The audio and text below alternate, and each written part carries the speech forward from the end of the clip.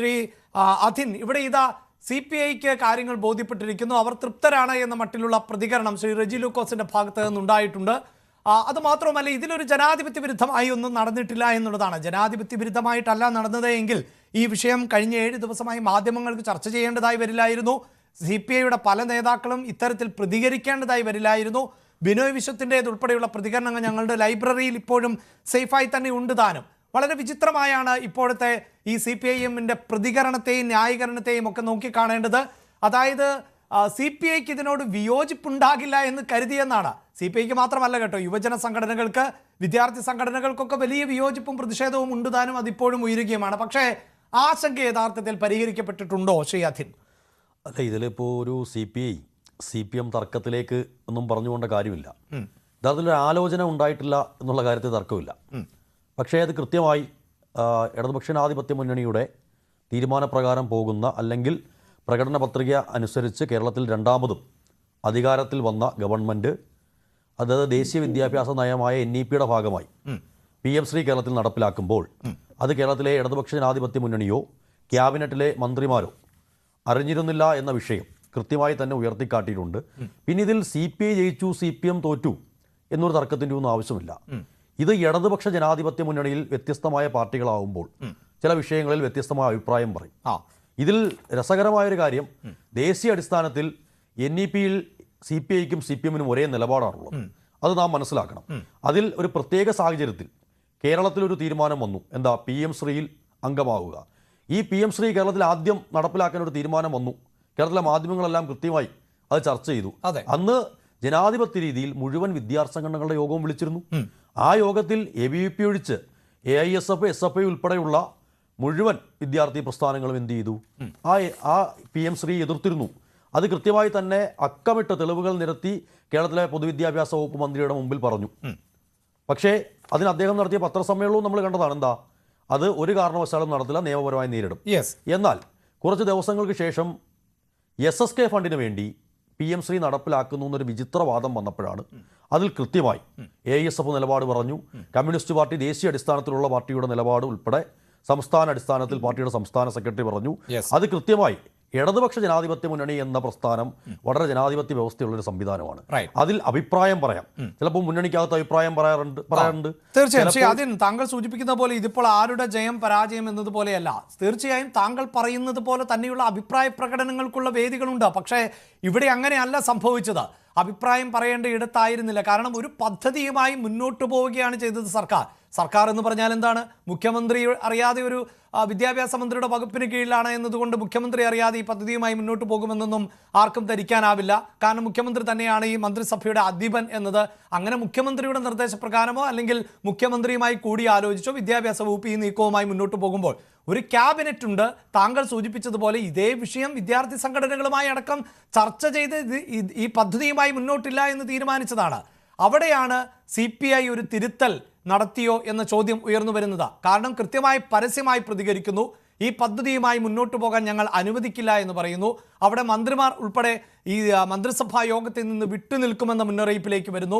വേണ്ടി വന്നാൽ മന്ത്രിമാരെ പിൻവലിക്കുമെന്ന നിലപാട് സ്വീകരിക്കുന്നു. ആ കടുത്ത നിലപാട്, കടുപ്പിച്ച നിലപാട്, അവിടെയല്ലേ ഈ നിലപാടിൽ പുനഃപരിശോധന ഉണ്ടാകുന്നത്? അവിടെയല്ലേ ഈ പദ്ധതിയെക്കുറിച്ച് പുനഃപരിശോധിക്കാൻ സർക്കാർ തയ്യാറായത്? അല്ല, അതിൽ CPIയുടെ നിലപാട് ശക്തമായി പറഞ്ഞിട്ടുണ്ട്. അത് മന്ത്രിസഭ ഉൾപ്പെടെ അത് അറ്റൻഡ് ചെയ്യില്ല എന്നുള്ളതൊക്കെ മാധ്യമ വ്യാഖ്യാനങ്ങളാണല്ലോ. നിങ്ങൾ പാർട്ടിയുടെ സംസ്ഥാന സെക്രട്ടറി സഖാവ് ബിനോയ് വിശ്വത്തോട് കൃത്യമായ നിലപാട് ചോദിച്ചപ്പോൾ എന്താണ്, കൃത്യമായി ചർച്ചകൾ നടക്കുന്നു, അതിനുശേഷം പ്രതികരിക്കുമെന്നാണ് CPIയുടെ സംസ്ഥാന സെക്രട്ടറി തന്നെ പറഞ്ഞത്. അതിൽ കൃത്യമായി ഇടതുപക്ഷ ജനാധിപത്യ മുന്നണിയെ സംരക്ഷിക്കാനാണ്, അല്ലെങ്കിൽ ആ നയം കേരളത്തിൽ നടപ്പിലാക്കാനാണ്, അത് ജനങ്ങളിലേക്ക് കൂടുതൽ സ്വീകാര്യതയിലേക്ക് എത്തിക്കാനാണ് ഇവിടെ കേരളത്തിൽ CPI ആയാലും CPM ആയാലും പ്രവർത്തിക്കുന്നത്. ഇന്ന് തന്നെ കേരളത്തിലെ മുഖ്യമന്ത്രി പത്രസമ്മേളനം നടത്തിയപ്പോൾ എത്ര ജനകീയമായ പദ്ധതികളാണ് കേരള ജനതയുടെ മുമ്പിലേക്ക് അവർക്ക്, അത് വെറും വാഗ്ദാനങ്ങളല്ല, കഴിഞ്ഞ കാലങ്ങളിൽ നടപ്പിലാക്കി കാട്ടിക്കൊടുത്തിട്ടുള്ളതാണ്. അങ്ങനെ വരുന്നൊരു മുന്നണിയിൽ അഭിപ്രായ വ്യത്യാസങ്ങൾ ഉണ്ടാവും. അത് കൃത്യമായി ചർച്ചയിലൂടെ അതിൽ ഒരു തീരുമാനമായിട്ടുണ്ട്. ആ തീരുമാനം കൃത്യമായി കേരള ജനതയോട്, കേരളത്തിന്റെ മുഖ്യമന്ത്രി തന്നെ പറയുമെന്ന് CPIയുടെ സംസ്ഥാന സെക്രട്ടറി പറഞ്ഞു. അതിൽ അദ്ദേഹം പ്രതികരിച്ചില്ല. കൃത്യം വൈകിട്ട് മാധ്യമങ്ങളെ കണ്ടപ്പോൾ ഒരാശങ്കയും വേണ്ട. ശരി, തീർച്ചയായും താങ്കൾ ഈ പറഞ്ഞതുപോലെ ഇന്നിതാ ക്ഷേമ പെൻഷനുകൾ അടക്കം ഉയർത്തിയതുമായി ബന്ധപ്പെട്ട് വാർത്താ സമ്മേളനത്തിൽ കാര്യങ്ങൾ വ്യക്തമാക്കുന്നുണ്ട്. അത് സ്വാഗതാർഹവുമാണ്. ഒരുപക്ഷെ ഈ ചർച്ചയ്ക്ക് ശേഷം ഞങ്ങൾ ചർച്ച ചെയ്യുന്ന വിഷയവും അതാണ്. അതുകൊണ്ട് അതിലേക്ക് വിശദമായി പോകുന്നില്ല. പക്ഷേ താങ്കൾ ഈ സൂചിപ്പിക്കുന്ന പോലെ ജനക്ഷേമപരമായ പദ്ധതികൾ നടപ്പിലാക്കിക്കൊള്ളട്ടെ, ഇടതുപക്ഷത്തിന്റെ നിലപാട് എന്ന് പറയുന്നത് മുന്നോട്ട് കൊണ്ടുപോകുമ്പോൾ അതിലേറ്റവും പ്രധാനപ്പെട്ട ഘടകകക്ഷി എന്നത് CPI ആണ്. ആ CPI തീരുമാനമെടുത്തതിന് ശേഷമാണോ അത് ധരിപ്പിക്കേണ്ടത്? അതിനുശേഷമാണോ ചർച്ചയ്ക്ക് തയ്യാറാകേണ്ടത്? മറിച്ച് രാഷ്ട്രീയമായി ഇടതുമുന്നണിക്ക് മുന്നോട്ട് പോകാൻ പറ്റാത്ത, യോജിക്കാൻ പറ്റാത്ത ഒരു തീരുമാനത്തിൽ തിരുത്തൽ ഉണ്ടാകുമ്പോൾ അത് കുറഞ്ഞ പക്ഷം ആ ഇടതുമുന്നണിയുടെ ഭാഗമായി നിൽക്കുന്ന സഖ്യകക്ഷികളെയെങ്കിലും അത് ബോധിപ്പിക്കേണ്ടേ? കുറഞ്ഞ പക്ഷം ആ ക്യാബിനറ്റിലുള്ള അംഗങ്ങളെയെങ്കിലും ബോധിപ്പിക്കേണ്ടിയിരുന്നില്ലേ? അത് ബോധിപ്പിക്കാതെ വന്നു എന്നതുകൊണ്ടല്ലേ ഇത്തരത്തിലൊരു തർക്കത്തിലേക്ക് എത്തിയത്? പിന്നീട് അത് തിരുത്തേണ്ടതും നിലപാടിൽ ഉറച്ചു നിൽക്കേണ്ടതുമായ സാഹചര്യം CPIക്ക് ഉണ്ടായത്. നോക്കൂ, ഇതിൽ വീണ്ടും ഒരു തർക്കത്തിന്റെ കാര്യമില്ല. കാരണം നമ്മൾ ഇത് കൃത്യമായി ഇന്ന് CPIയുടെ സംസ്ഥാന സെക്രട്ടറിയും മുഖ്യമന്ത്രിയും ഈ വിഷയം പറഞ്ഞതോടുകൂടി ഈ ചാപ്റ്റർ ക്ലോസ്ഡ് ആണ്. അതെങ്ങനെയാണ് ക്ലോസ് ആവുന്നത്? ജനാധിപത്യ മുന്നണി ഇത് താൽക്കാലികമായി മരവിപ്പിച്ച് നിർത്തിയിരിക്കുകയാണ്. ASF അതിൽ തൃപ്തരാണോ? ഒരിക്കലുമല്ല, അങ്ങനെയല്ല. നമുക്ക് ഇതിനകത്ത് 7 അംഗ ഉപസമിതി, മന്ത്രിമാരുടെ 7 അംഗ ഉപസമിതി എടുത്തിട്ടുണ്ട്. അത് കൃത്യമായി ആ വിഷയത്തിൽ റിപ്പോർട്ട് ക്യാബിനറ്റിന് സമർപ്പിക്കും. അത് കൃത്യമായും ഈ പറയുന്ന എല്ലാ കക്ഷികളുടെയും നേതാക്കന്മാരുണ്ട്. അതിനകത്ത് കൃത്യമായ പഠനം ഉണ്ടാകും. അതുകൊണ്ട് ആ റിപ്പോർട്ട് കൃത്യമായും സുതാര്യമായിരിക്കുമെന്ന കാര്യത്തിൽ ASFന് തർക്കമില്ല. അവിടെ പക്ഷേ റെജി ലൂക്കോസ് സൂചിപ്പിച്ചു കഴിഞ്ഞു. അതിനർത്ഥം അത് പിന്നോട്ട് പോയി എന്നല്ല, അല്ലെങ്കിൽ അത് കരാറിൽ നിന്ന് പിൻവാങ്ങി എന്നല്ല എന്ന് പറയുന്നിടത്ത് അതിന്റെ മറുപടി കൂടി ഉണ്ടല്ലോ ഷെയ്യാദീൻ. അല്ല, PM ശ്രീയുമായും നമ്മൾ ഉന്നയിച്ച ആശങ്കകൾ അത് ദേശീയ അടിസ്ഥാനത്തിൽ നിലനിൽക്കുന്ന ആശങ്കയാണ്. അതിലൊരു സംസ്ഥാനത്തിന് കൃത്യമായ ഒരു പരിഹാരം പറയാൻ സാധിക്കില്ല. അതുകൊണ്ട് തന്നെ കൃത്യമായി NEPയെ തുറന്നു കാട്ടിയുള്ള ഒരു റിപ്പോർട്ടായിരിക്കും ഈ വരുന്ന ഉപസമിതി. അങ്ങനെ ഒരു പഠനം നടത്തുക എന്നതല്ലല്ലോ ഇടതു വിദ്യാർത്ഥി സംഘടനകളുടെ ആവശ്യം. ഇതിപ്പോൾ പഠനം നടത്തി അപഗ്രഥിക്കേണ്ട സാഹചര്യമൊന്നുമില്ല. ഇടതുപക്ഷ വിദ്യാർത്ഥി സംഘടനകൾക്ക് ASFനടക്കം ഈ വിഷയത്തെക്കുറിച്ച് ധാരണയുണ്ട്. താങ്കൾ തന്നെ നേരത്തെ സൂചിപ്പിച്ചു, ഇത് നേരത്തെ തന്നെ യോഗം വിളിച്ചിരുന്നു, സാഹചര്യം പറഞ്ഞു വന്നു. അപ്പോൾ ഒരു ഉപസമിതി രൂപീകരിക്കപ്പെട്ടു എന്നതുകൊണ്ട് ഇപ്പോൾ ഒന്നും സംഭവിക്കാൻ പോകുന്നില്ല. അതിൽ മനസ്സിലാക്കേണ്ടത് എല്ലാത്തിനും അഭിപ്രായം പറയാനുള്ള സ്വാതന്ത്ര്യമുണ്ട്. ഇപ്പോൾ ASFനെ സംബന്ധിച്ചിടത്തോളം പ്രഖ്യാപിത നിലപാട് ASFന് മാത്രമല്ല, AYFനായാലും DYFIക്കായാലും SFIക്കായാലും ദേശീയ അടിസ്ഥാനത്തിൽ NEPയുടെ ഭാഗമായിട്ടുള്ള ഒരു പദ്ധതിയും കേരളം ഉൾപ്പെടെയുള്ള 28 സംസ്ഥാനങ്ങളിലും നടപ്പിലാക്കരുതെന്ന അഭിപ്രായമാണുള്ളത്. അതിൽ കൃത്യമായ ഒരു ഗവൺമെന്റ് ഇതിപ്പോ കേന്ദ്രവുമായി ധാരണാപത്രത്തിൽ ഒപ്പിട്ട് കഴിഞ്ഞു. അതിൽ കൃത്യമായി ആ ധാരണാപത്രം മരവിപ്പിക്കണമെന്ന് CPI ആവശ്യപ്പെട്ടു. അന്നേരം അവിടുന്ന് വെച്ചൊരു നിർദ്ദേശം എന്താണ്? 7 അംഗ മന്ത്രിസഭാ ഉപസമിതി ഈ വിഷയത്തെക്കുറിച്ച് റിപ്പോർട്ട് തരും. CPI കൃത്യമായി പറഞ്ഞു, റിപ്പോർട്ട് നിങ്ങൾ വാങ്ങിക്കോ, പക്ഷെ അതുവരെ ഇത് കൃത്യമായി മരവിപ്പിച്ച് വെക്കും എന്നുള്ളത് കേന്ദ്ര സർക്കാരിന് കത്തെഴുതണമെന്ന തീരുമാനം ആവശ്യപ്പെട്ടു. അത് കൃത്യമായിട്ട് മുഖ്യമന്ത്രി അത് ഇന്ന് പത്രസമ്മേളനത്തിൽ പറഞ്ഞിട്ടുണ്ട്. ആ തരത്തിൽ മുന്നോട്ട് പോകുമെന്ന് തന്നെയാണ് നിലപാട്. ശ്രീ ജിതിൻ കൂടി ചർച്ചയുടെ ഭാഗമാകുന്നുണ്ട്. ശ്രീ ജിതിൻ, ഇതാ ഇടതുമുന്നണിയെ സംബന്ധിച്ചിടത്തോളം അവരുടെ ചർച്ചകൾ നടക്കാൻ പോകുന്നു ഇനി എന്നുള്ളതാണ്. അതിന്റെ സമയം അത് കരാറിൽ ഒപ്പിട്ട ശേഷവുമാകാമെന്നാണ് അവർ ഒറ്റക്കെട്ടായി പറയുന്നത്. അത് അവരുടെ മുന്നണിയുടെ സ്വാതന്ത്ര്യമാണ്. പക്ഷേ ഇതുമായി ബന്ധപ്പെട്ട് വലിയ വിവാദങ്ങളായിരുന്നു കഴിഞ്ഞ കുറച്ച് ദിവസങ്ങളായി ഉടലെടുത്തത്. ഊരാക്കുടുക്കിലാണ് CPIM പെട്ടുപോയത് എന്ന് കഴിഞ്ഞ ദിവസം പറഞ്ഞത് നിങ്ങളുടെ നേതാവ് തന്നെയായ സുരേന്ദ്രൻ ആയിരുന്നു. ആ ഊരാക്കുടുക്ക് ഇപ്പോൾ അഴിഞ്ഞിരിക്കുന്നു എന്നാണോ മനസ്സിലാക്കേണ്ടത് ശ്രീ ജിതിൻ ദേവ്? അഭിലാഷേ, ഇവിടെ LDF കലാസമിതി അവതരിപ്പിച്ച ഒരു രാഷ്ട്രീയ നാടകം. LDF ജയിച്ചു, വിദ്യാർത്ഥികൾ തോറ്റു. ഈ രാഷ്ട്രീയ നാടകത്തിനാണ് ഇന്ന് താൽക്കാലികമായി ഒരു തിരശ്ശീല വീണിരിക്കുന്നത്. പക്ഷെ ഞങ്ങൾക്ക് ഇക്കാര്യത്തിൽ സന്തോഷമേ ഉള്ളൂ. കാരണം കഴിഞ്ഞ കുറച്ചു ദിവസമായി കേരളത്തിലെ മാധ്യമങ്ങൾ PM ശ്രീയെ സംബന്ധിച്ചും NEPയെ സംബന്ധിച്ചും വളരെ വിശദമായി ചർച്ച ചെയ്യുകയാണ്.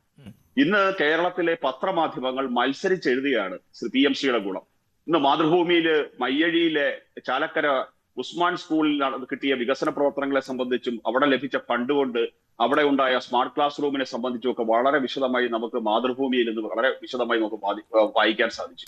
അത് മാത്രമല്ല, ഇത് PM ശ്രീ പ്രഖ്യാപിച്ച ദിവസം, അല്ലെങ്കിൽ ഇതിനകത്ത് ഒപ്പിടും എന്ന് പ്രഖ്യാപിച്ച ദിവസം ശ്രീ ശിവൻകുട്ടി നടത്തിയ ഒരു വാർത്താ സമ്മേളനത്തില് അദ്ദേഹം കൃത്യമായി പറഞ്ഞു, ഈ 7000-ഓളം SSK ടീച്ചർമാർക്ക് ശമ്പളം കൊടുക്കുന്നതും ഈ നാട്ടിലെ SC/ST വിദ്യാർത്ഥികൾക്ക് വേണ്ട പഠിക്കാൻ ആവശ്യമായ സാഹചര്യം ചിട്ടപ്പെടുത്തുന്നതും മത്സ്യത്തൊഴിലാളികളുടെ മക്കൾക്ക് വേണ്ടിയിട്ട് ചെയ്യുന്നതായാലും ഇവിടുത്തെ ചോദ്യപേപ്പർ തയ്യാറാക്കുന്നതിനകത്തായാലും അധ്യാപക പരിശീലനത്തിലായാലും ഉച്ചക്കഞ്ഞി വിതരണത്തിലായാലും ഇവിടെയെല്ലാം 60% കേന്ദ്ര സഹായം കൊണ്ടാണ് മുന്നോട്ട് പോകുന്നതെന്ന് തുറന്നു പറയാൻ സാധിച്ചു. സാധാരണ ഇത് ഉണ്ടാവുന്ന കാര്യമല്ല.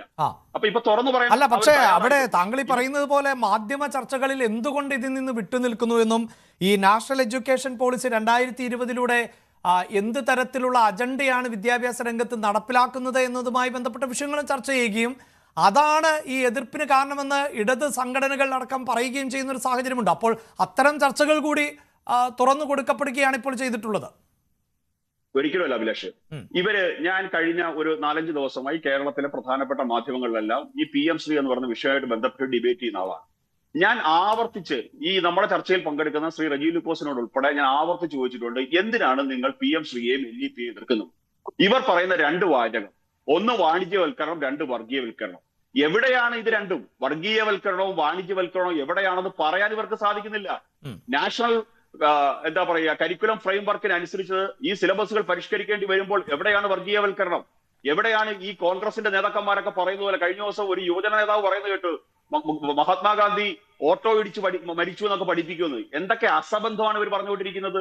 ഇങ്ങനെ ഇത് തെറ്റിദ്ധരിപ്പിക്കപ്പെടുവാണെന്നും കേരളത്തിലെ തികച്ചും രാഷ്ട്രീയ തിമിരത്തിന്റെ പേരിൽ കേന്ദ്ര പദ്ധതികളുടെ മുഖം തിരിച്ചു നിന്നുകൊണ്ട് കേരളത്തിന് കിട്ടേണ്ട അർഹമായിട്ടുള്ള ന്യായമായിട്ടുള്ള പദ്ധതി വിഹിതങ്ങൾ നഷ്ടപ്പെടുത്തുവാണെന്നും ഇന്ന് കേരള സമൂഹം തിരിച്ചറിഞ്ഞിരിക്കുന്നു. കേരള സമൂഹത്തിൽ ഇക്കാര്യത്തിൽ കൃത്യമായ ഒരു പിക്ചർ ഈ കഴിഞ്ഞ 3-4 ദിവസം കൊണ്ട് ഞാൻ നേരത്തെ സൂചിപ്പിച്ച രാഷ്ട്രീയ നാടകത്തിൽ നിന്ന് ബോധ്യപ്പെട്ടുകൊണ്ടിരിക്കുകയാണ് അഭിലാഷ്. കാരണം ഇവർ എതിർക്കുന്നത് എന്തിനാണെന്ന് ഇവർക്ക് പോലും അറിയില്ല. ഏതോ ആരൊക്കെയോ ഇവരുടെ അധ്യാപക സംഘടനയിൽ കൃത്യമായി പറഞ്ഞ പണിയെടുക്കാൻ താല്പര്യമില്ലാത്ത കുറെ അധ്യാപകന്മാര് എന്തൊക്കെയോ നോട്ട് എഴുതി കൊടുക്കുന്നു. ഈ സാധനമായിട്ട് വന്നിരുന്ന് വെറുതെ വായിക്കുകയാണ്.